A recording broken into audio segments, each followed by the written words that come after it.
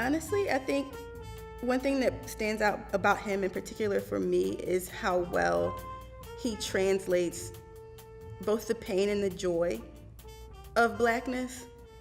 I think that his music is very transcendent, and I also get the feeling a lot that he as a person has remained really enigmatic, but that his music has kind of become the persona for him because I don't think he didn't live a long time, and then people also, I don't think really, other than the basic facts of his life, had that much of him as a personality. So you get that instead through his music, and one of the things that I kind of feel translated by what he did before and after he sort of got into more avant-garde, interesting, like kind of outplaying, was just the way that he sort of translated emotion. Like, I think that's an important part of the human experience for anybody, but it's not always easy to articulate how you feel.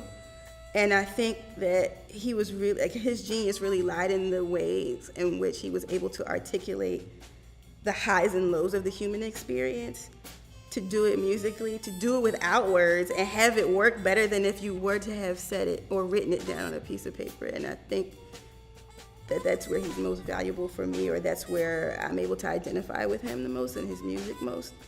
And things like, for instance, like Alabama, when you listen to A Love Supreme and all of his parts, those are things where you kind of understand that this is this person's personal evolution or his personal commentary on culture or society, but it's very visceral and honest and hard to take sometimes. And I wish more music was like that.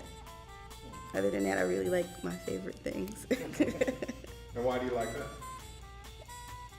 I think it makes the song a lot less polished, and I don't like polished stuff. I think that there's a lot of beauty in ugliness, and I think that maybe that resonates with me a little bit more because I come from 52nd Street, and I kind of, I see a lot of like average, everyday people over the course of my life who speak to me a lot more in terms of, I guess, the beauty of humanity than, or even the importance of life than like anything that I've ever gotten in a church or any other sort of like set spiritual space. I think, I get that a lot in his music. I think that he translates, the struggle for enlightenment and ascension. You know what I'm saying? I think he brings all of those things together, and, to get that in average, everyday people and just the things that you see and do in life is important. And I think, there are a lot of things that we kind of don't look at or we treat as insignificant, but I think there are lessons in how do I put this? I think that God isn't everything. And I think that there are a lot of things that we don't look at as being spiritually significant. And I think that listening to John Coltrane's music and finding nuance in it that speaks to that, I think that you can look at life and see the same thing. Like, you can look at little things in life or little moments or little interactions that you've had and find the same thing. And I think that a lot of times people are so busy assigning,